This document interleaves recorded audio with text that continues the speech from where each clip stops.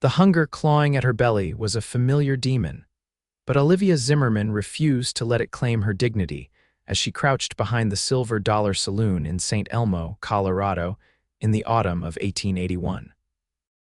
The mountain air bit through her threadbare shawl as she waited for the kitchen boy to toss out the evening's scraps.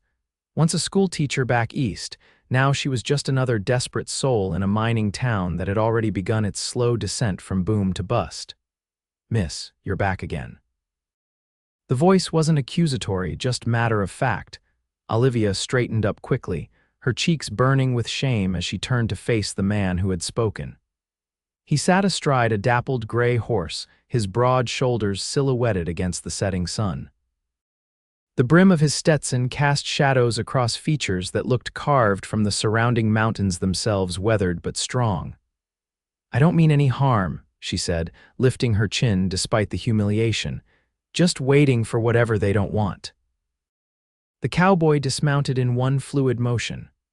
Up close, she could see he was younger than she'd first thought, perhaps 30 or so, with eyes the color of a summer sky and a jawline shadowed with several days' growth of beard.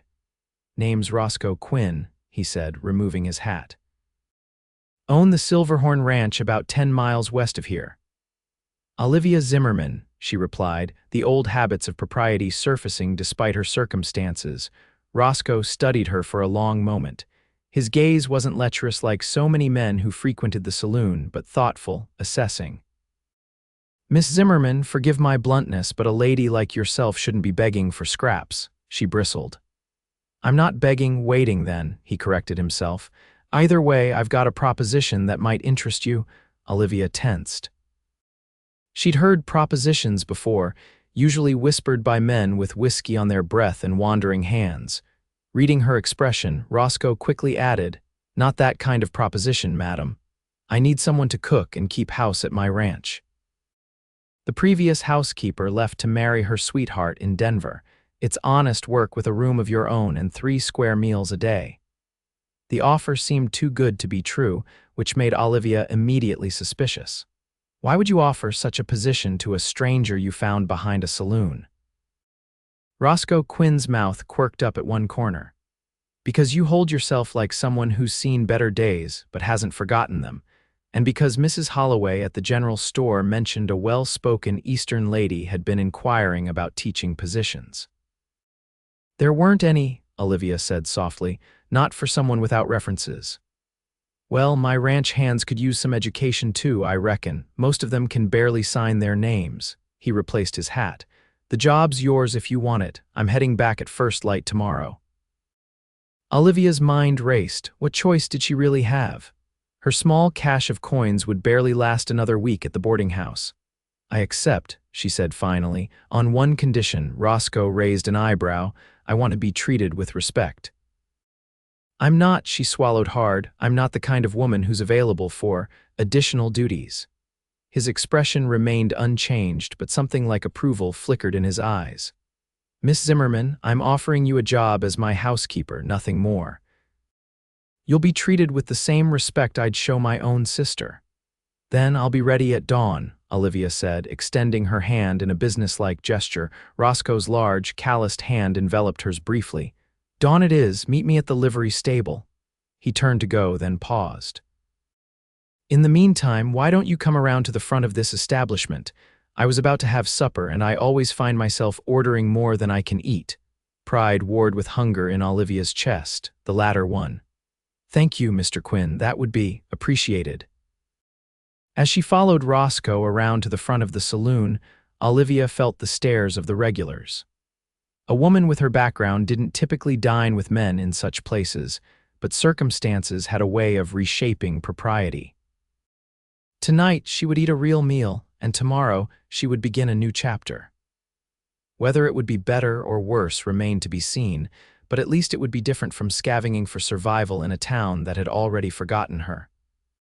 The interior of the Silver Dollar was hazy with pipe smoke and loud with the piano player's enthusiastic, if not entirely skilled rendition of a popular tune.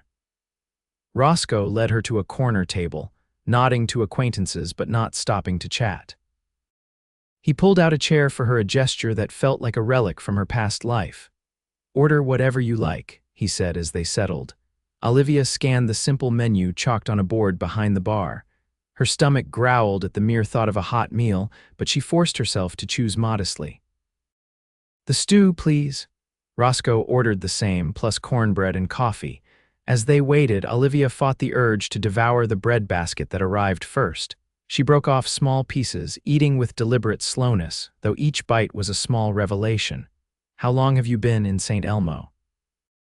Roscoe asked. 3 weeks, she replied. "I came west after." She hesitated, not ready to share her full story. "After my teaching position in Philadelphia ended, long way from home." "Home is a complicated concept, Mr. Quinn," he nodded as if he understood perfectly. "How'd you end up in St. Elmo of all places?" "The train ticket was as far as my funds would take me," she admitted. "I had hoped the school here might need a teacher, but our little mining town already has one spinster schoolmarm and she's not going anywhere," Roscoe finished. "Miss Abernathy's been teaching the town's children for 15 years. The stew arrived, rich with chunks of venison and vegetables. Olivia couldn't help closing her eyes at the first spoonful. "Good?" Roscoe asked, a smile playing at his lips. "Very," she replied, then added impulsively, "Thank you. Not just for the meal, but for the job offer. Most people wouldn't stop for someone like me." "Someone like you?" His blue eyes seemed to see right through her carefully constructed facade. "You mean someone educated, articulate, and clearly down on her luck, but too proud to ask for help directly?" Olivia stared at him. "You're unusually perceptive for a rancher. And you're unusually haughty for someone I found waiting for kitchen scraps," he countered, though there was no malice in his tone. A surprised laugh escaped her. "Touché, Mr. Quinn. Roscoe, please, if you're going to be living on my ranch, we might as well dispense with formalities." The mention of the ranch brought her back to practical matters. "Tell me about this position. What exactly will be expected of me?" Roscoe leaned back, stretching his long legs under the table. "Cooking for me and the hands, there's 6 of them currently, keeping the main house clean. Mending when needed, simple bookkeeping if you're able, and perhaps, if you're willing, some basic lessons for the men who want to improve their reading and figures." "That sounds manageable," Olivia said cautiously. "And the accommodations, you'll have a room off the kitchen." "Small but private. The ranch house itself isn't fancy, but it's solid and warm." As they continued their meal, Roscoe told her about Silverhorn Ranch, 1,500 acres of grazing land, a herd of cattle, some horses he bred and trained, and the endless work of keeping it all running. He spoke with obvious pride but without boasting, painting a picture of hard-earned success carved from wilderness. By the time they finished eating, Olivia found herself actually looking forward to seeing this place.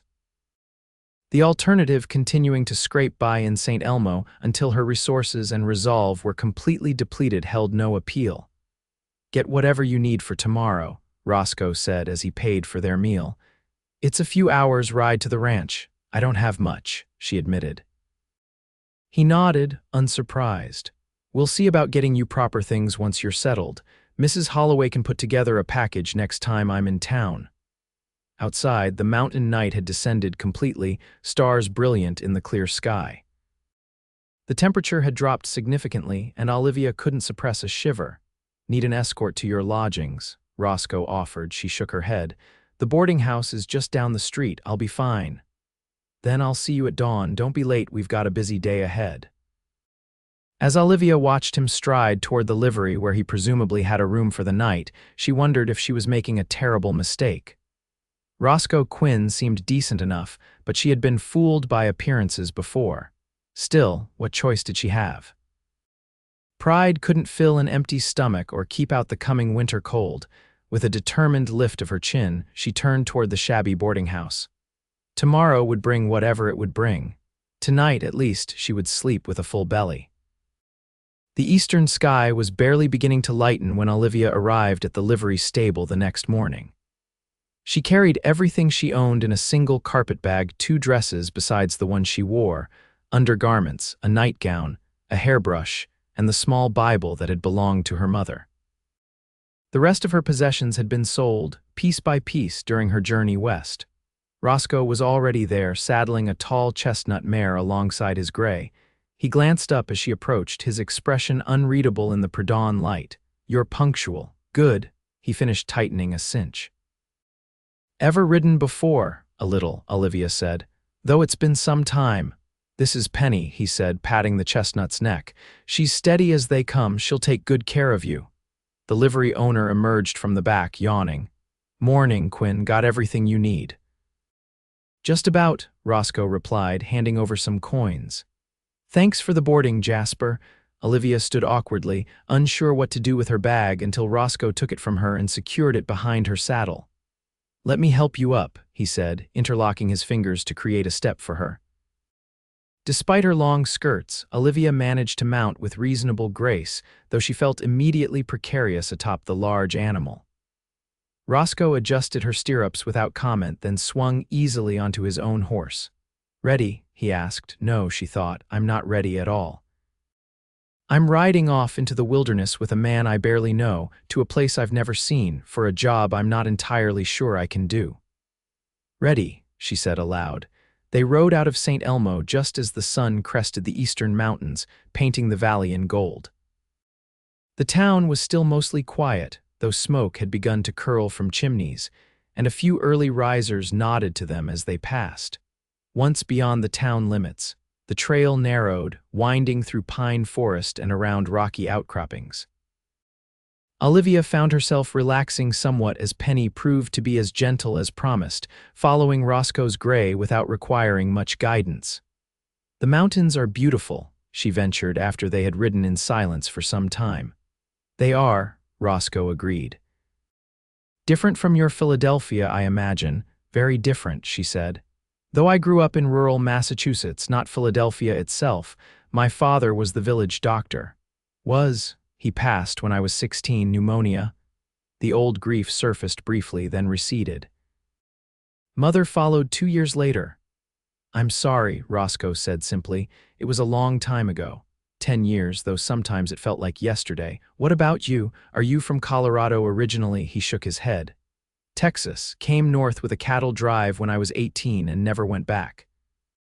Worked as a hand for years, saved every penny, then bought Silverhorn when the previous owner decided mining looked more promising than ranching." "Did he strike it rich?" Roscoe's laugh was short and humorless. "Last I heard, he was panning for gold in Alaska." "Some men are always chasing the next big strike instead of building something lasting." The trail began to climb more steeply, and conversation lapsed as Olivia concentrated on staying balanced in the saddle. By mid-morning, her thighs were burning, and she was grateful when Roscoe suggested they stop to rest the horses. He helped her dismount near a clear stream, her legs nearly buckling as they touched ground. If he noticed her discomfort, he was kind enough not to mention it. Instead, he pulled a canteen and some jerky from his saddlebag, offering her both. "We're making good time," he said as they sat on sun-warmed rocks. "Should reach the ranch by early afternoon." Olivia nodded, sipping water and trying to imagine what awaited her. "Tell me about the men I'll be cooking for," she requested. "You mentioned 6 hands. Good men, all of them. Hardworking." Roscoe seemed to consider his next words carefully. "They're rough around the edges, mind you. Cowboys aren't known for their refined manners. But they'll respect you or answer to me." "I'm not made of glass, Mr. Quinn." "Roscoe," he corrected automatically. "Roscoe," she conceded. "I may have been raised gently, but I'm not a delicate flower. The past few years have taught me that much." He studied her face, then nodded. "Fair enough. Still, Frank Williams is my foreman. If any of the boys step out of line, you go to him or directly to me." Noted. As they continued their journey, the forest gradually gave way to more open country rolling hills dotted with pines and aspens now wearing their autumn gold. They crested a ridge around midday, and Roscoe reined in his horse. "There it is," he said, pointing to the valley below. "Silverhorn Ranch." Olivia leaned forward in the saddle, taking in the view. A sturdy 2-story house of weathered wood stood at the center of a cluster of outbuildings: barn, bunkhouse, corrals, and what appeared to be a smokehouse and storage sheds. Beyond stretched fenced pastures where cattle grazed, and further still, the land rose again toward distant mountains. A creek wound through the property, its course marked by a ribbon of cottonwoods. "It's lovely," she said, genuinely impressed by the neat, well-maintained appearance of the place. Something like pride crossed Roscoe's face. "It's home," he said simply. Then, with a click of his tongue, he urged his horse forward down the trail that would take them to the valley floor. As they approached the ranch, Olivia saw a man emerge from the barn, shading his eyes to watch their arrival. By the time they reached the yard, he was waiting, a weathered man in his 40s with a salt and pepper beard. "Didn't expect you back so soon, boss," he called. "Found what I was looking for in St. Elmo," Roscoe replied, swinging down from his saddle. "Frank, this is Miss Olivia Zimmerman, our new housekeeper. Miss Zimmerman, this is Frank Williams, the best foreman in Colorado Territory." Frank touched the brim of his hat. "Madam, welcome to Silverhorn." "Thank you, Mr. Williams," Olivia replied, attempting to dismount but finding her stiff legs uncooperative. Before she could embarrass herself, Roscoe was at her side, his hands at her waist to help her down. The brief contact was impersonal, but Olivia still felt a flutter of something unfamiliar as her feet touched the ground. "I'll show you to your quarters," Roscoe said, retrieving her carpet bag. "Frank, will need hot water for Miss Zimmerman to freshen up." "I'll tell Miguel to heat some," Frank replied, taking the reins of both horses. "Cookies made a stew for dinner. Should be ready in an hour or so." Olivia followed Roscoe toward the main house, trying not to betray how sore and tired she felt after the long ride. The house was larger than it had appeared from a distance, solidly built with a wide porch wrapping around the front and one side. Inside, she found herself in a spacious main room with a stone fireplace at one end and a long dining table at the other. The furnishings were simple but well-made, comfortable-looking chairs, a desk, bookshelves filled with volumes that surprised her with their variety. "This way," Roscoe said, leading her through to a large kitchen at the back of the house. It was well equipped with a cast iron stove, a pump at the sink, ample cupboards, and a work table big enough for serious cooking. "Your room is through there." He indicated a door off the kitchen, which opened to reveal a small but pleasant chamber with a narrow bed, a chest of drawers, a washstand, and a window that looked out toward the mountains. "It's not fancy," Roscoe said, setting her bag on the bed. "It's perfect," Olivia replied honestly. After weeks of uncertainty, the simple room felt like an unimaginable luxury, clean, private, and safe. "I'll have Miguel bring water for washing up. Dinner's usually at 6, but Cookie's handling it tonight so you can settle in." He paused at the door. "Rest if you need to. Tomorrow's soon enough to start your duties." Left alone, Olivia sank onto the bed, overwhelmed by the day's changes. From begging for scraps to having her own room in less than 24 hours, it seemed almost unreal. She ran a hand over the quilt covering the bed, noting its careful stitching. Someone had made this with care. A knock at the outer door announced the arrival of hot water. A young Mexican man, perhaps 18 years old, carried in 2 buckets, smiling shyly as he poured them into the basin on her washstand. "Gracias, Miguel," she said, his smile widened. "De nada, señorita. If you need anything else, just ask." Once he had gone, Olivia stripped off her dusty traveling clothes and washed thoroughly, luxuriating in the simple pleasure of being clean. She changed into her second-best dress, a faded blue calico that had once been quite fashionable, and brushed out her long brown hair before rebraiding it neatly. Looking in the small mirror above the washstand, Olivia hardly recognized herself. She had lost weight during her weeks of near starvation, her cheekbones more prominent than they had been, but there was color in her face from the day's ride and something like hope in her gray eyes. "Make this work," she told her reflection firmly. "You have no other option." By the time she emerged from her room, the kitchen was filled with the aroma of cooking, and a short, round man with an impressive mustache was stirring something on the stove. "Ah, the new housekeeper appears," he said cheerfully. "I'm Albert Preston, but everyone calls me Cookie. Been feeding these cowboys for 5 years now." "Olivia Zimmerman," she replied, extending her hand. "I hope I'm not putting you out of a job," Cookie laughed heartily. Lord, no, I'm the trail cook, miss. When the boys are moving cattle or mending fences far afield, I go with them. Happy to hand over the house cooking to someone who might know more than 3 recipes. His friendly manner put Olivia at ease, and she found herself smiling. I'm not sure my cooking will meet expectations, but I'll do my best. Can't be worse than mine, Cookie assured her. Now, would you mind taking these biscuits to the table? The boys will be in shortly, and they're like locusts when hungry. Together, they carried platters of food to the long table in the main room, a rich venison stew, fresh biscuits, preserved peaches, and a molasses cake for dessert. Olivia was just setting out the last of the plates when the door opened, and men began filing in, removing hats and wiping boots on the mat by the door.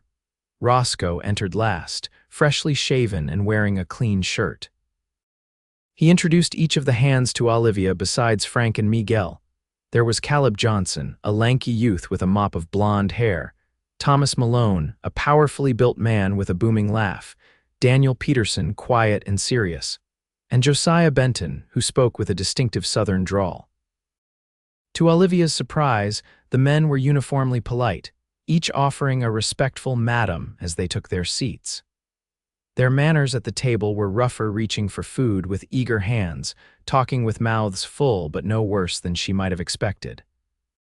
Roscoe sat at the head of the table, with Frank at the foot and the others along the sides. Olivia found herself seated to Roscoe's right, a position that implied a status she wasn't sure she warranted as a newly hired housekeeper.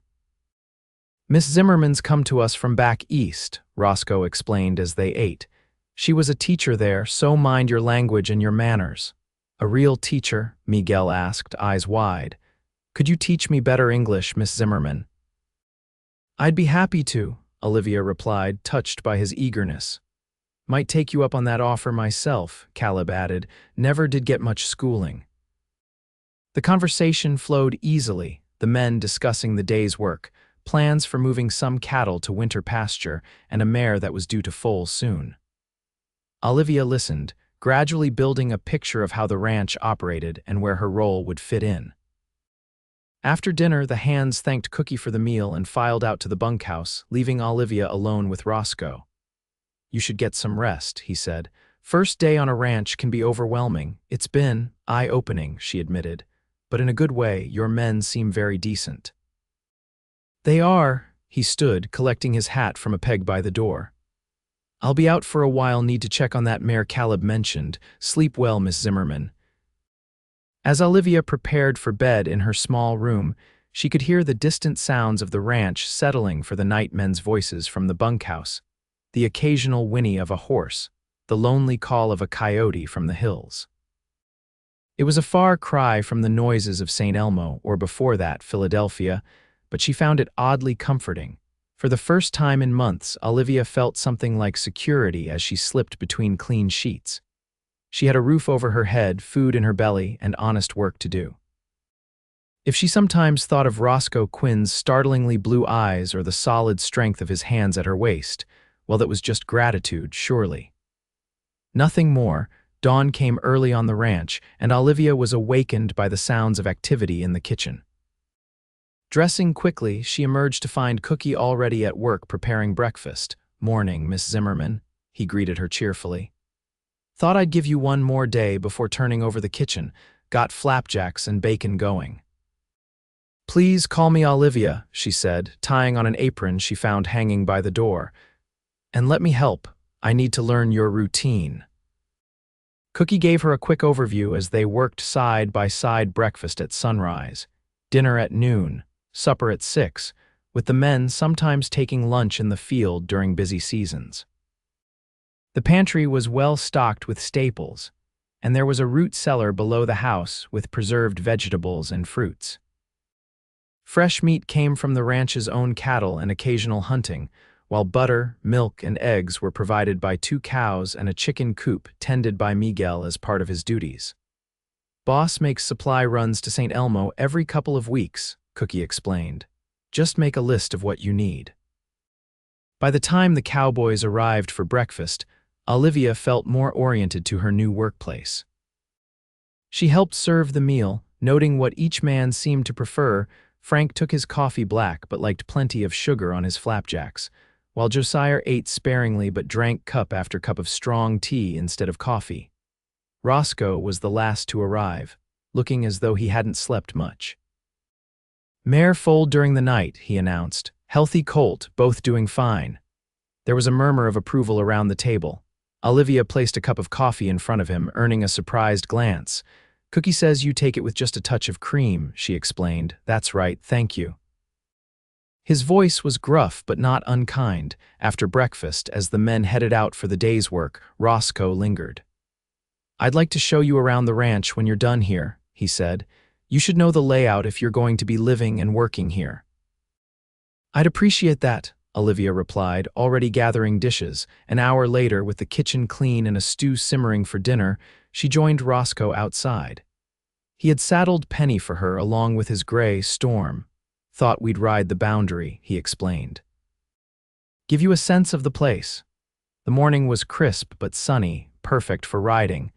Olivia was still sore from the previous day's journey but determined not to show it as she mounted.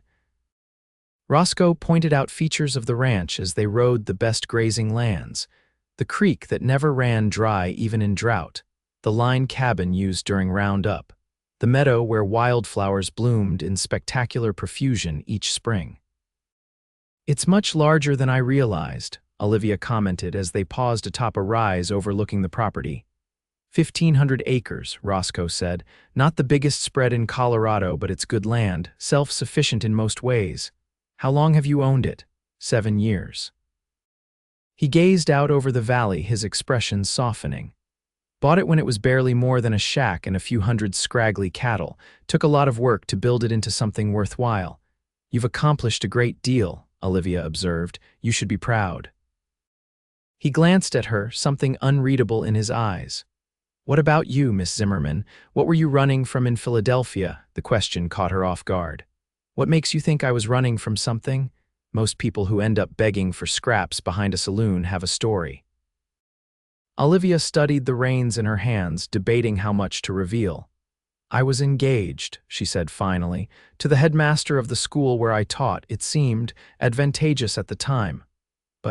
But I discovered he wasn't the man I thought him to be." The familiar anger and shame washed through her at the memory. "When I broke the engagement, he ensured I lost my position and my reputation. No school in Philadelphia would hire me after that." Roscoe's jaw tightened. "The man sounds like a scoundrel." "He was influential." Olivia lifted her chin. "I decided a fresh start elsewhere was my best option. I had a small inheritance from my parents, enough for train fare and a few weeks' lodging while I sought work. But teaching positions are scarce in mining towns, it seems. And other work." His tone was carefully neutral. "The saloon offered to hire me as a serving girl," Olivia said dryly. "The madam at the brothel also expressed interest in my employment." Roscoe's expression darkened. "I'm glad you found a third option." "So am I, Mr. Quinn." They rode in companionable silence for a time, then turned back toward the ranch house. As they approached, Olivia could see Frank and Caleb working with a horse in the corral, a spirited bay that resisted their attempts to saddle it. "That's Thunder," Roscoe explained. 3-year-old I've been gentling. He's got fire in him but good bones. Will make a fine cow horse once he accepts the saddle." They dismounted by the barn, and Olivia watched as Roscoe took charge of the training session. His approach was patient but firm, speaking to the horse in low, soothing tones while gradually introducing the saddle blanket, then the saddle itself. The animal snorted and pranced but seemed to respond to Roscoe's quiet confidence. "You have a way with them," Olivia observed when he returned to where she waited. "Horses are honest," he replied. "They don't pretend to be something they're not. Treat them with respect, they'll do the same for you." Something about the way he said it made Olivia wonder if he was really talking about horses at all. The days quickly fell into a rhythm at Silverhorn Ranch. Olivia rose before dawn to prepare breakfast, spent the mornings cooking and cleaning, and dedicated the afternoons to mending, preserving, or helping Miguel improve his English. In the evenings, after the men had eaten and retired to the bunkhouse, She often sat by the fire with a book from Roscoe's surprisingly extensive library. Roscoe himself remained something of an enigma. He was unfailingly polite but maintained a certain distance. Sometimes she would catch him watching her with an expression she couldn't quite decipher, only for him to look away when their eyes met. They shared meals and occasionally conversation, but he spent most days working alongside his men, returning after dark, often too tired for more than brief exchanges. As October gave way to November, the days grew shorter and the nights colder. Olivia settled more comfortably into her role, gaining confidence in the kitchen and earning the genuine appreciation of the ranch hands for her cooking. Even Frank, initially the most reserved around her, had taken to complimenting her biscuits as better than my mama's, and that's saying something. One evening, as the first snow of the season dusted the peaks surrounding the valley, Olivia found herself alone in the main room with Roscoe. She was darning one of his shirts while he went over the ranch accounts at his desk. "These figures don't add up," he muttered, more to himself than to her. Olivia glanced up from her work. "Perhaps I could help. I'm quite good with numbers." Roscoe hesitated, then pushed the ledger toward her as she approached. "Be my guest. I've been staring at these columns so long the numbers are swimming." Olivia scanned the pages, quickly identifying the discrepancy. "Here," she said, pointing, "you've recorded this sale twice but only entered the expense for winter feed once." He stared at the page, then at her. "You found that in 30 seconds. I've been puzzling over it for an hour." She shrugged, suddenly self-conscious. "I told you I was good with figures. You did indeed." He studied her with new respect. "Would you be willing to take over the bookkeeping? I'd pay extra, of course." "That's not necessary. It would be a pleasant change from scrubbing floors." At his frown, she added hastily, "Though I'm not complaining about that, I'm grateful for all of it." "You don't need to be grateful, Miss Zimmerman. You earn your keep and then some." He closed the ledger. "Speaking of which, I'll be making a supply run to St. Elmo tomorrow." "Is there anything you need?" Olivia considered. "Some fabric, if possible. I'd like to make curtains for my room and perhaps a new apron." "Write it down, along with any kitchen supplies or personal items." He hesitated. "I thought perhaps, that is, I noticed your dresses are somewhat worn." "If you'd like material for new ones, that's very kind," Olivia interrupted, touched by his observation but embarrassed nonetheless.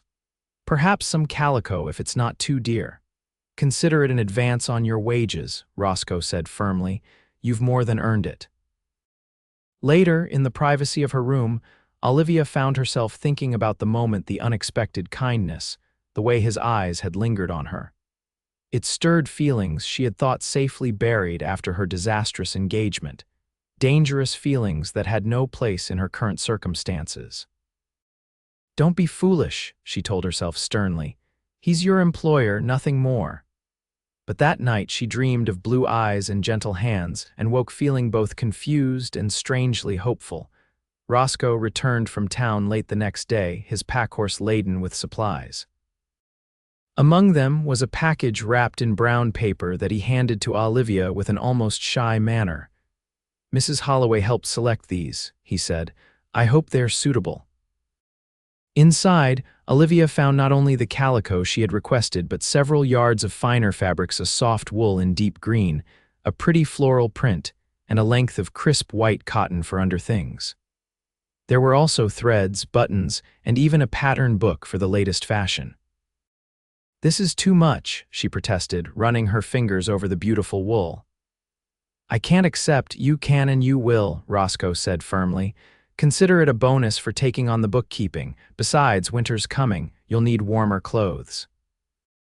The logic was sound, but Olivia suspected there was more to the gesture than practicality. Still, she couldn't deny her delight in the materials. "Thank you," she said simply. "It's very thoughtful. There's something else." He reached into his coat pocket and withdrew a small package. "I saw this and thought of you." Unwrapping it, Olivia found a slender volume of poetry by Emily Dickinson. "Oh," she breathed, opening the book carefully. "I love her work. I noticed you reading the Brontes from my library, thought you might enjoy something more recent." He seemed almost embarrassed by his own thoughtfulness. "It's perfect. Truly, thank you." Impulsively, Olivia touched his arm, a brief gesture of gratitude that nonetheless sent a current of awareness through them both. Roscoe cleared his throat and stepped back slightly. Well, I should unload the rest of the supplies. Supper smells good. As he walked away, Olivia hugged the book to her chest, confused by the warmth spreading through her. It was dangerous to read too much into a simple gift, she knew. And yet, she couldn't help but wonder if perhaps Roscoe Quinn was beginning to see her as more than just his housekeeper. The first major snowstorm of the season hit in late November, blanketing the valley in white and keeping everyone close to home. The ranch hands spent their days mending tack in the barn, while Olivia took advantage of the confinement to work on her new dresses. She had set up her sewing in a corner of the main room where the light was best, spreading fabric on the large table when the men were out. Roscoe found her there one afternoon, carefully cutting the green wool according to the pattern. He watched silently for a moment before speaking. "You have skilled hands." Olivia glanced up, startled. "Thank you. My mother taught me." She said a woman should know how to make and mend, no matter her station. Wise woman. He moved closer, examining her precise work. "The color suits you." "Does it?" She held a piece of the fabric against her cheek, surprised by the compliment. "It matches your eyes." The words seemed to slip out unbidden, and Roscoe immediately looked uncomfortable. "That is, it's a practical color, won't show dirt." Olivia bit back a smile at his awkward retreat. "Very practical indeed." He changed the subject abruptly. "I've been meaning to ask. The men have requested some education, as you offered. Would you be willing to start some lessons during these winter evenings?" "I'd be delighted," Olivia said sincerely. "Teaching is my true calling, though I've come to enjoy housekeeping more than I expected." "You're good at it, both, I imagine." He picked up a button from her sewing basket, turning it thoughtfully between his fingers. "I never asked what subject you taught in Philadelphia." "Literature primarily, though also some mathematics and history." It was a girls' finishing school preparing young ladies for society and, hopefully, advantageous marriages. "Yet you broke your own engagement." It wasn't quite a question. Olivia set down her scissors, considering how to respond. "I taught my students that marriage should be based on mutual respect and affection. When I discovered my fiancé lacked the former and I the latter, well, it would have been hypocritical to proceed." "What did he do?" Roscoe's voice was quiet but intent. "Pardon, to lose your respect." "What did he do?" Olivia hesitated, the old humiliation washing over her. "He was involved with one of the students, a girl of 16. Roscoe's expression hardened. "Bastard." "Yes," she agreed simply. "When I confronted him, he denied it. When I persisted, he threatened to ruin me if I broke the engagement or spoke of what I knew, and when I did break it, he fulfilled that threat." She smoothed the fabric before her, focusing on its texture rather than the painful memories. "He told the school board I was mentally unstable, prone to delusions and hysteria. As headmaster, his word carried weight. I was dismissed without references. And the girl, sent home to her family in disgrace when she could no longer hide her condition." Olivia's voice was tight with old anger. Her parents believed she had been led astray by a stable boy, so he escaped consequences entirely. It wasn't a question, as men of his position often do. She looked up then, meeting Roscoe's gaze directly. "That's why I came west. Not just for a fresh start, but to be somewhere. Cleaner. Where a person is judged by their actions, not their connections or wealth." "The West isn't always as fair as the stories make it sound," Roscoe said quietly. "But at Silverhorn, you have my word you'll always be treated with the respect you deserve." Something in his tone made Olivia's heart beat faster. "Thank you," she said softly. "That means a great deal." The moment stretched between them, charged with unspoken possibilities, until the door banged open and Miguel rushed in, breaking the spell. "Boss, one of the cows got stuck in the creek ice. Frank says to come quick." Roscoe was immediately in motion, grabbing his coat. "Keep the fire built up," he told Olivia as he headed for the door. "Might be a long, cold afternoon." The men didn't return until well after dark, soaked and freezing but triumphant they had saved the cow and her unborn calf. Olivia had hot food waiting and quickly prepared a batch of her mother's remedy for Chill's hot toddies with whiskey, honey, and lemon. The grateful cowboys drank them down before retiring to the bunkhouse, leaving only Roscoe by the fire, a second toddy warming his hands. "You'll make yourself ill if you don't get out of those wet clothes," Olivia admonished, concern overriding propriety. "Probably right," he agreed, but made no move to rise. Impulsively, Olivia knelt beside his chair and began unlacing his sodden boots. "At least let me help with these." His hand caught her wrist, gentle but firm. "That's not necessary." "Don't be stubborn," she replied. "You do the same for any of your men." After a moment's hesitation, he released her, allowing her to pull off first one boot, then the other. His socks were soaked through as well, and Olivia removed them without comment, noting the strong, well-shaped feet they revealed. "Thank you," he said quietly. "I can manage the rest myself." Something in his voice made her look up, and she found him watching her with an intensity that sent heat flooding her cheeks. Suddenly aware of their proximity and the intimacy of the act, Olivia rose quickly. "Of course, I'll leave you to it then. Good night, Mr. Quinn." "Roscoe," he corrected softly. "After all this time, I think you might call me Roscoe." She paused at the doorway to the kitchen. "Good night, Roscoe. Good night, Olivia." It was the first time he had used her given name, and something about the way it sounded in his deep voice followed her into her dreams. The weeks leading up to Christmas brought a flurry of activity to the ranch. Olivia found herself baking constantly cookies, pies, and breads that filled the house with wonderful aromas. She also worked on secret projects for each of the hands, knitted scarves, mended shirts with new buttons, small luxuries like bay rum or proper handkerchiefs that she asked Roscoe to purchase on his next trip to town. The evening lessons had proven popular, with all the men except Frank attending regularly. Miguel was the quickest study, soaking up knowledge with an enthusiasm that reminded Olivia why she had loved teaching. Even Josiah, initially the most resistant, had developed a surprising passion for poetry after she introduced him to Tennyson's Ulysses. For Roscoe, Olivia had embarked on a special project, a quilt made from scraps of fabric she had collected and pieces of a worn-out blanket he was discarding. She worked on it late into the night after the house was quiet, piecing together a pattern of stars that reminded her of the Colorado sky. "You're up late," Roscoe's voice came from the doorway one night, startling her. Olivia hastily folded the quilt, though there wasn't time to hide it completely. "I thought you'd gone to bed hours ago. Couldn't sleep," he approached, eyeing the fabric in her lap. "What are you making?" "It was supposed to be a surprise," she admitted, "for Christmas." He sat in the chair opposite hers, the firelight playing across his features.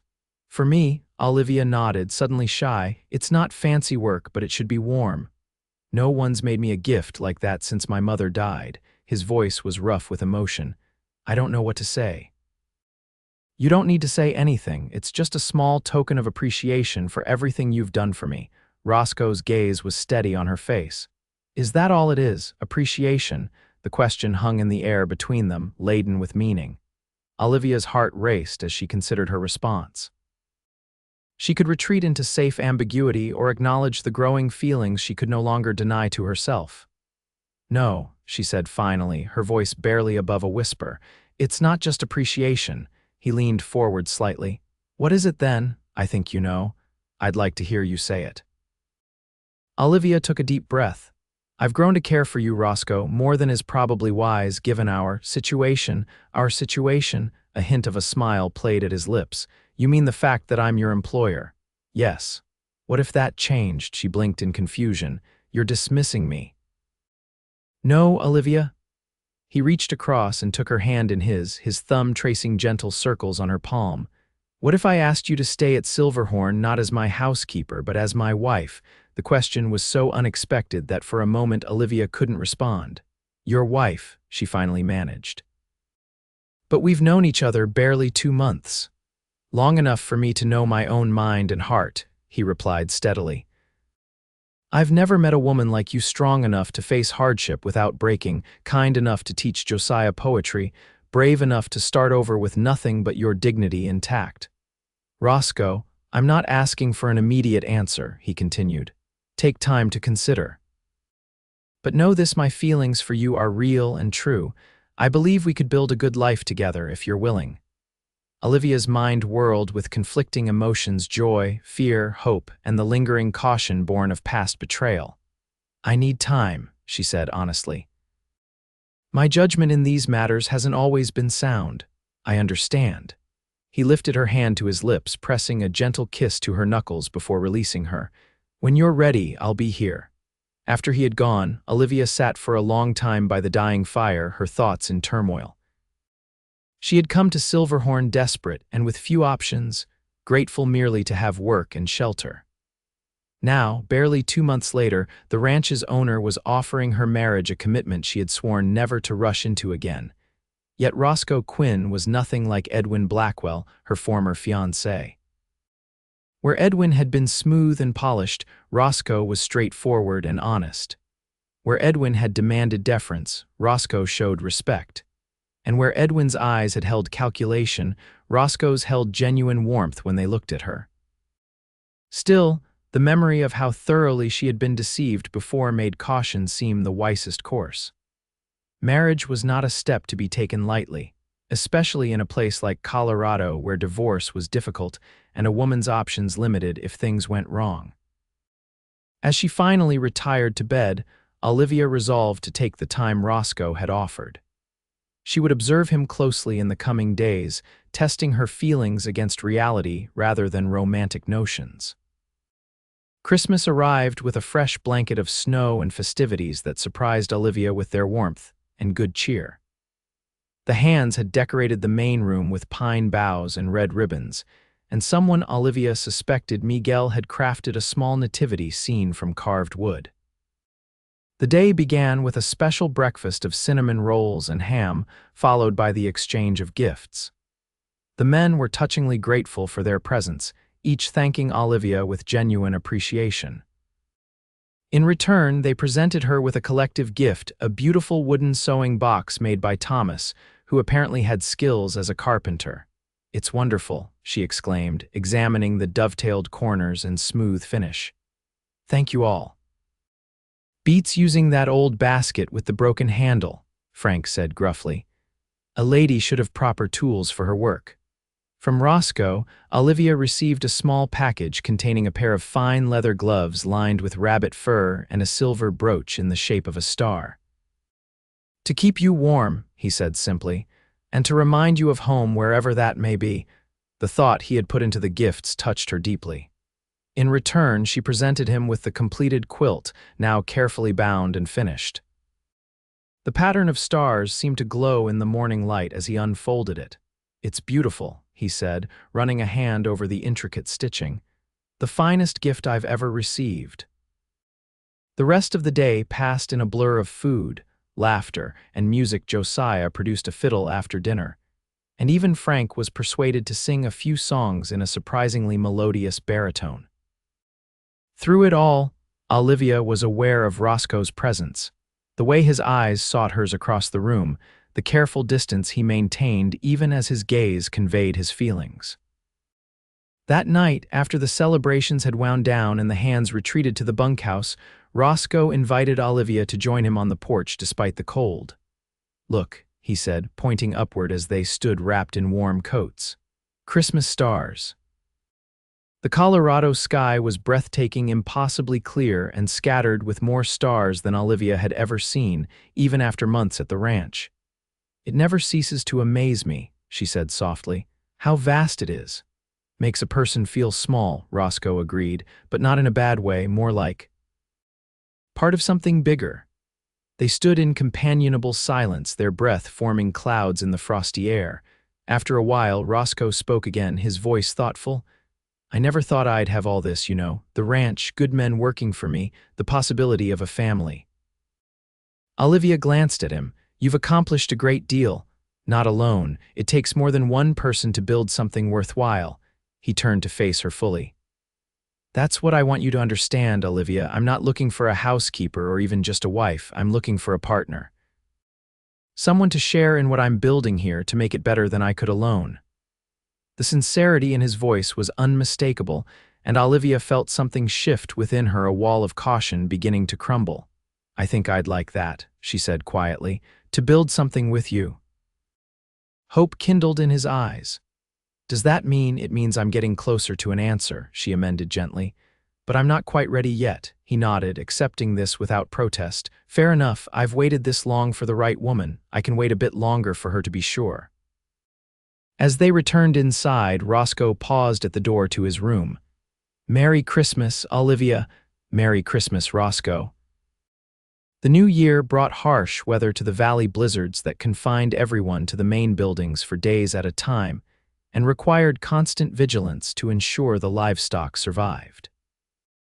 Olivia found herself admiring the quiet competence with which Roscoe and his men faced the challenges, working in shifts to check the animals, digging paths through snowdrifts, and maintaining an atmosphere of steady resolve rather than panic. During one particularly fierce storm, Roscoe and Frank failed to return from checking the cattle in the north pasture.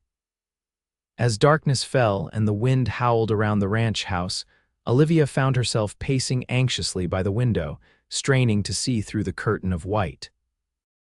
"They'll be all right, Miss Olivia," Miguel assured her, though his own young face betrayed worry. "Boss knows this land better than anyone." "Of course," she replied, trying to sound more confident than she felt. "I'm sure they've taken shelter in the line cabin." But as the evening wore on with no sign of the missing men, Olivia's concern deepened into genuine fear. What if they had become disoriented in the blinding snow? What if one of them was injured? The temperature was dropping rapidly, making survival outdoors increasingly unlikely. By midnight, the remaining hands had gathered in the main room, discussing whether to mount a search party at first light. Olivia kept the coffee pot full and the fire blazing, her mind filled with terrible possibilities. "If they don't return by dawn, we'll go looking," Thomas decided. "Can't do anything in this darkness anyway." Just as they were preparing to take turns keeping watch through the night, the door burst open, admitting a blast of frigid air and two snow-covered figures. Roscoe and Frank staggered in, exhausted but alive. "Thank God," Olivia breathed, rushing forward as the men helped their boss and foreman out of frozen coats and boots. "Sorry to worry you all," Roscoe said through chattering teeth. "Got caught on the wrong side of the creek when the storm worsened. Had to wait for a break in the wind to find our way back." "You're half frozen," Olivia said, leading him to the fire. "Both of you, we need to get you warm immediately." Working quickly, she prepared hot drinks while the others helped the men into dry clothes. Frank recovered fairly quickly, but Roscoe seemed to have taken the worst of the exposure. His hands were worryingly pale, and he could barely hold the cup she pressed into them. "We need to get more heat into you," she said decisively. "Miguel, heat water for a bath. Caleb, more wood for the fire. Josiah, fetch every blanket you can find." The men jumped to obey, responding to the authority in her voice.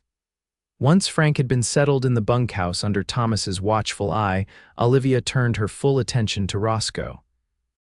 His skin had a bluish tinge that frightened her, and his normally alert eyes seemed unfocused. "Stay with me," she murmured, chafing his cold hands between her warm ones. "Don't you dare give up now, Roscoe Quinn." By the time the bath was ready in his bedroom, Roscoe was more responsive but still dangerously chilled. Olivia dismissed the other men once they had helped him to the room. "I'll take care of him now," she said firmly. "Go see to Frank." Left alone with Roscoe, Olivia faced a dilemma. He clearly needed to get into the hot water quickly, but he was barely able to stand, let alone undress himself. "I need to help you," she said, practical necessity overriding conventional propriety. "Can you manage if I assist you?" He nodded weakly. With clinical efficiency, Olivia helped him remove his clothes, averting her eyes as much as possible while ensuring he didn't fall. Once he was safely in the steaming tub, color began returning to his face. "That's better," she said with relief, kneeling beside the bath to check his pulse. "It was stronger now, more regular. You gave us quite a scare." "Gave myself one too," he admitted, his voice stronger. "Thought we might not make it back." "Don't say that." The mere thought made her throat tighten. "You're too stubborn to die in a snowstorm." A ghost of his usual smile appeared. Had something worth coming back for? Their eyes met, and Olivia felt the last of her reservations melt away. The prospect of losing him had clarified her feelings with brutal efficiency. She loved this man, his strength and gentleness, his integrity and determination, the way he had offered her dignity when she had nothing else. "Roscoe," she began, but he shook his head. "Not now," he said softly. "Not when I'm half dead and naked as the day I was born. When I ask for your answer, I want to do it properly." Despite everything, Olivia found herself laughing, always the gentleman. "Trying to be," he replied, looking more like himself by the minute, "though my current state somewhat undermines the effort." Once she was satisfied that he was warming properly, Olivia left him to finish his bath in privacy. She prepared his bed with heated bricks wrapped in flannel and laid out warm night clothes. When he emerged from the bathroom, dressed but still moving stiffly, she helped him into bed without comment. "You should rest now," she said, tucking the blankets around him. "I'll check on you through the night." His hand caught hers as she turned to go. "Thank you, Olivia, for everything." She squeezed his fingers gently. "Sleep well. I'll be close by if you need anything." True to her word, Olivia checked on both Roscoe and Frank throughout the night, relieved to find them improving steadily. By morning, Frank was well enough to join the others for breakfast, though Roscoe remained in bed at Olivia's insistence. "You nearly froze to death," she told him firmly when he protested. "One day of rest won't ruin your ranch." He submitted with surprisingly little argument, allowing her to bring him meals in bed and fuss over his recovery. By evening, however, his restlessness got the better of him, and Olivia found him dressed and sitting in his chair by the fire when she brought his dinner tray. "I was going mad staring at the ceiling," he explained. "At least you're looking more like yourself," she conceded, setting down the food. "Your color is back, thanks to your care." He watched as she arranged his meal on the small table beside him. "You would have made an excellent doctor's wife. Perhaps, but I find I'm more interested in being a rancher's wife these days." The words slipped out before she could consider them, and Roscoe went very still. "Olivia," she straightened, suddenly certain. "Yes, Roscoe, my answer is yes. If you still want me, I would be honored to be your wife." He rose from his chair, dinner forgotten. "If I still want you." Olivia, nearly dying out there, only confirmed what I already knew, that life isn't worth much without you in it. "Then ask me properly, as you said you wanted to." A smile spread across his face as he took both her hands in his. "Olivia Zimmerman, will you marry me? Will you be my partner in this life we're building for however many years we're granted?" "Yes," she said simply. "With all my heart, yes." He drew her into his arms then, his kiss gentle at first, then deepening as she responded. When they finally parted, both breathless, he rested his forehead against hers. "I love you," he said softly. "Have since I found you behind that saloon, though I didn't recognize it then. And I love you," she replied, though I was considerably more resistant to the idea. He laughed, the sound warming her more thoroughly than any fire. "Understandable, given your experience, but I promise you this, Olivia, I will spend every day proving worthy of the trust you've placed in me." The news of their engagement spread quickly through the ranch. The hands offered hearty congratulations, with Miguel beaming as if personally responsible for the match, and even Frank unbending enough to say, "About time, boss." They decided on a spring wedding, when travel would be easier for the few guests. They wished to invite the minister from St. Elmo, Mrs. Holloway from the general store, and a few neighboring ranchers with whom Roscoe had friendly relations. In the meantime, Olivia continued her duties as housekeeper, though now with the added joy of planning for a shared future. One evening in late January, as they sat together by the fire after the others had retired, Roscoe brought up a topic that had clearly been on his mind. "I've been thinking about the future," he began, "and what you might want from our marriage." Olivia looked up from her sewing. "What do you mean, children?" he said directly. "A family, is that something you desire?" The question touched on dreams Olivia had long ago set aside as unlikely. "Yes," she admitted, "very much, but only if you share that wish." Relief crossed his features. I do. I've always wanted children's sons to teach ranching, daughters to spoil. He smiled at the thought. But I wasn't sure if that is, you were a teacher, educated. Some women prefer professional fulfillment. I can be both a mother and a teacher, Olivia pointed out. In fact, our children would be my most important pupils. Our children, Roscoe repeated, as if testing how the words felt. I like the sound of that. As winter gradually released its grip on the valley, Olivia threw herself into preparations for both the wedding and her future role as Roscoe's wife. She sewed not only a simple but elegant wedding dress from the finest fabric he had given her, but also curtains and linens for what would soon be their shared bedroom. She worked with Frank to understand more about the ranch's operations, and with Cookie to ensure she knew all the hands' favorite meals. Roscoe, meanwhile, surprised her by undertaking improvements to the ranch house, adding bookshelves in the main room, enlarging the master bedroom, and even creating a small parlor where Olivia could receive guests or simply have a space of her own. You don't need to change things for me, she protested when she discovered him measuring for new windows. I'm not changing things for you, he corrected. I'm changing them for us. This was a bachelor's home. Now it will be ours. The distinction touched her deeply. Edwin had always expected her to fit into his life without disruption. Roscoe was actively creating space for them to build something new together. As April arrived with its promise of renewal, the ranch burst into activity. Spring calves were being born, fences needed mending after winter damage, and preparations for the wedding occupied any remaining time. The hands took particular pride in readying the property for the celebration, clearing a large area near the house for dancing and erecting a canopy in case of rain. The day before the wedding, Olivia was in the kitchen preparing food for the feast when Roscoe found her. Come with me, he said, taking the spoon from her hand. I have something to show you. Now, I'm in the middle of Cookie can finish, Roscoe insisted. This is important. Curious, Olivia allowed him to lead her outside and help her onto Penny. They rode a short distance from the main house, cresting a small hill that overlooked the valley. There, nestled among a grove of aspens, stood a small cabin she had never noticed before.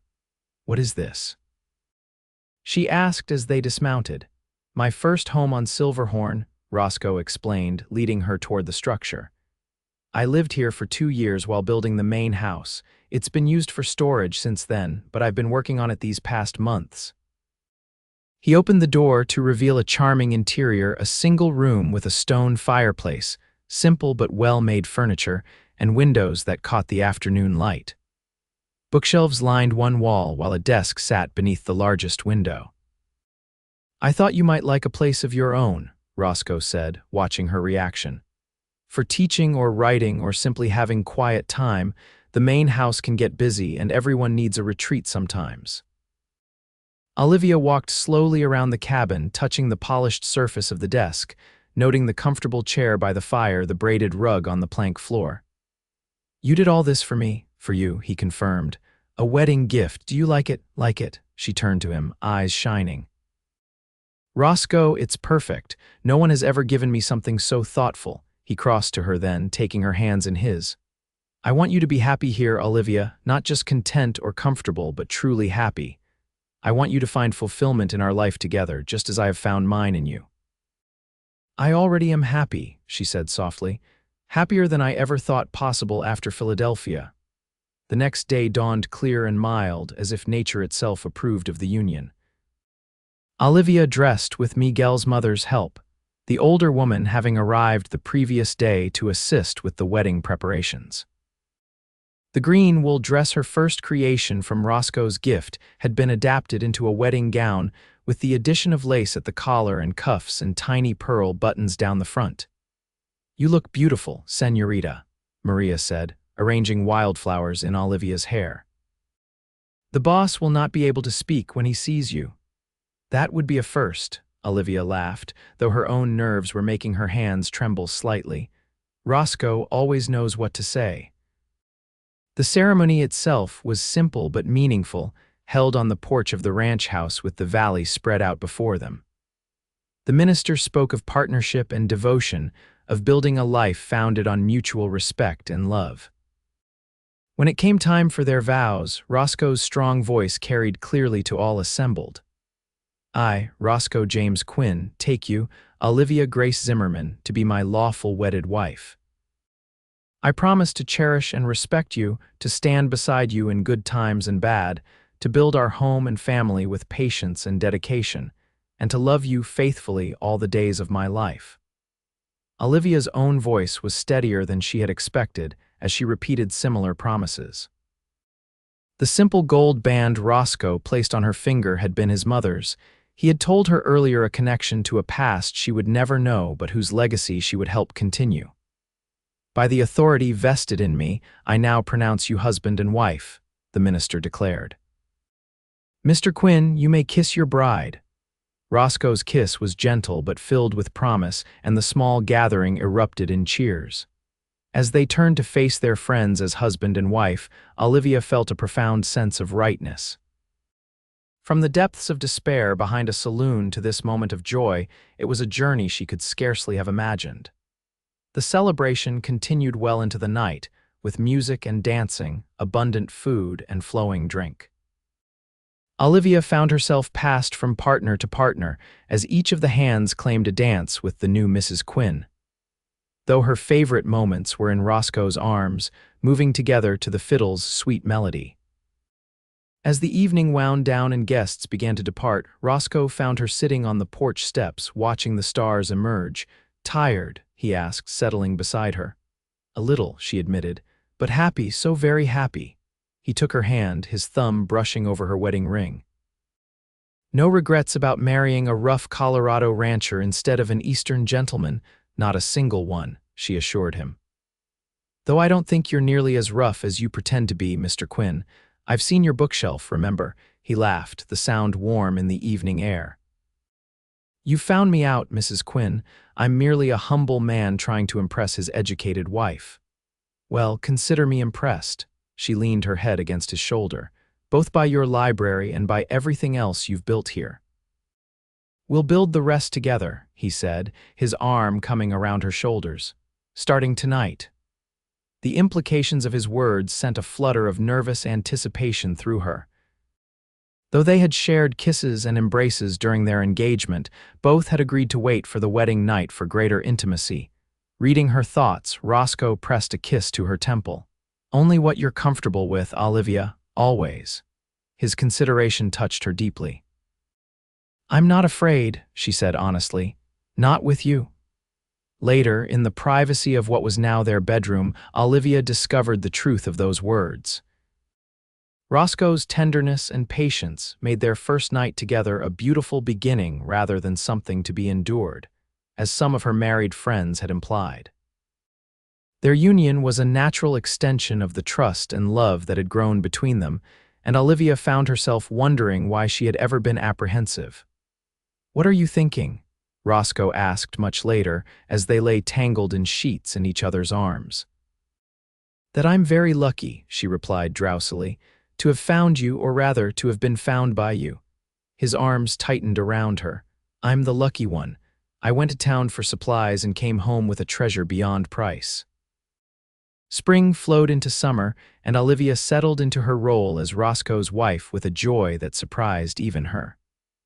The work was often hard. Running a ranch household was no easy task, but it was fulfilling in ways her teaching position had never been. She still taught. Of course, Miguel continued his lessons faithfully, and 2 neighboring families had begun sending their children to the cabin schoolroom 3 days a week. Roscoe proved to be a devoted husband, attentive to her needs and genuinely interested in her thoughts and opinions. He consulted her on ranch decisions, taught her to ride better than she ever had before, and never tired of introducing her to new aspects of the life he loved. In late summer, as they lay in bed watching lightning flicker across the distant mountains, Olivia shared news she had been confirming for several weeks. Roscoe, she said quietly, I'm going to have a baby. He went completely still beside her, then rolled to face her, his expression a mix of wonder and concern. Are you certain, quite certain, it should arrive in early spring, according to my calculations? A baby, he repeated, his hand hovering tentatively over her still flat stomach. Our child. Yes, he touched her then with reverent gentleness. Are you happy about it? Very, she assured him. Though also a bit frightened, birth can be dangerous, especially so far from proper medical care. We'll get a doctor, Roscoe said immediately. Bring one from Denver if necessary, whatever it takes to keep you safe. There's plenty of time to arrange things, she soothed, and Maria has delivered dozens of babies. She's already offered to stay with us when the time comes. He gathered her close, his cheek pressed to her hair. I never thought I could love anyone as much as I love you, but now there will be a little person who is part of us both. I know, Olivia whispered. It's overwhelming in the best possible way. The news of Olivia's pregnancy spread quickly through the ranch, met with enthusiastic congratulations and immediate protective instincts from all the hands. Suddenly, heavy objects were whisked from her grasp, difficult tasks taken over, and concerned glances exchanged if she looked tired. I'm with child not made of porcelain, she protested to Frank after he insisted on carrying a basket of laundry for her. Women have been having babies while working hard since the beginning of time. Not on my watch, Mrs. Quinn, the foreman replied stubbornly.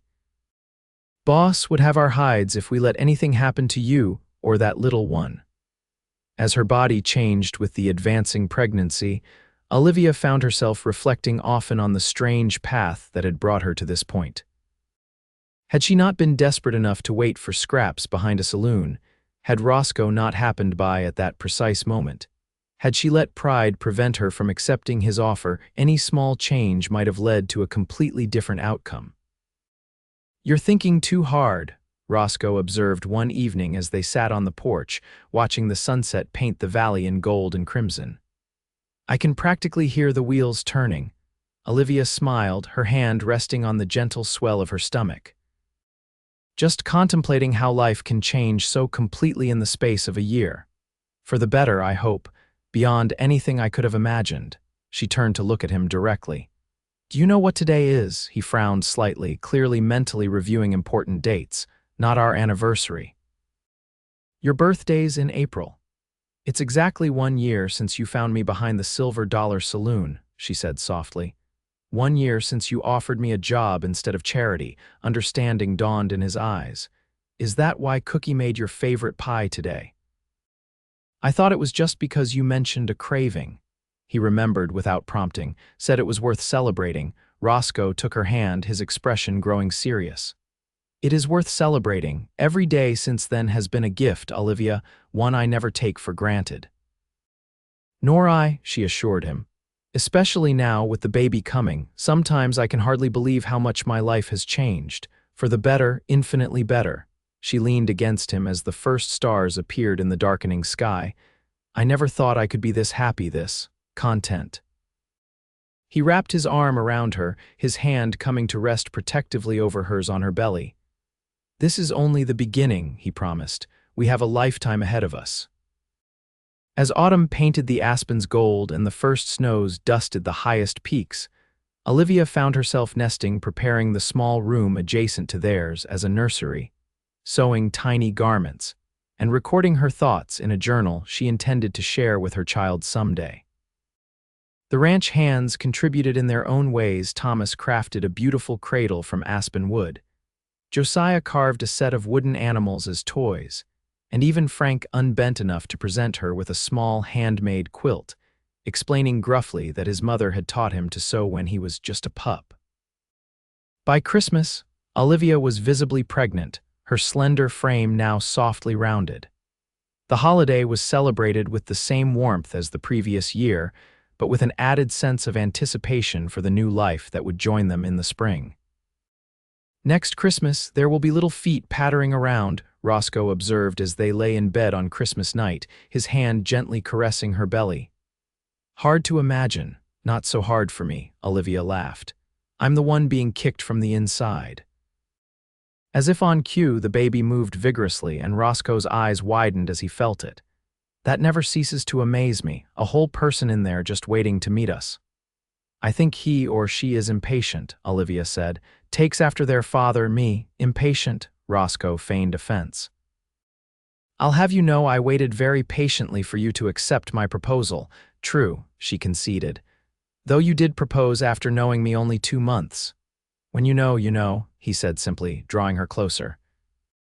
The winter passed slowly, with Olivia increasingly confined to the house as her pregnancy advanced. She used the time to continue teaching the neighboring children, to keep the ranch's books in meticulous order, and to prepare for the baby's arrival. Roscoe made good on his promise to arrange for medical care, bringing a young doctor from St. Elmo to the ranch and setting up a room for him to stay in as Olivia's time approached. In early March, just as the first signs of spring were appearing in the valley, Olivia went into labor. The process was long and difficult, testing her strength and Roscoe's composure as he waited anxiously outside the bedroom. After nearly 20 hours, the doctor finally emerged with a wide smile. "Congratulations, Mr. Quinn. You have a healthy son, and your wife, though exhausted, is doing well." Roscoe's knees nearly buckled with relief. He entered the bedroom to find Olivia pale but radiant, a small bundle cradled in her arms. "Come meet your son," she said softly. Moving as if in a dream, Roscoe approached the bed and gazed down at the tiny face peering out from the blankets. The baby had a shock of dark hair and alert blue eyes that seemed to focus on him with surprising intensity. "He's perfect," Roscoe whispered, gently touching his son's cheek with one finger. "Absolutely perfect." "We need a name," Olivia reminded him. "We never did decide." They had discussed various options throughout her pregnancy, but had never reached a final decision. Now, looking at the child they had created together, Roscoe knew exactly what he wanted to call his son.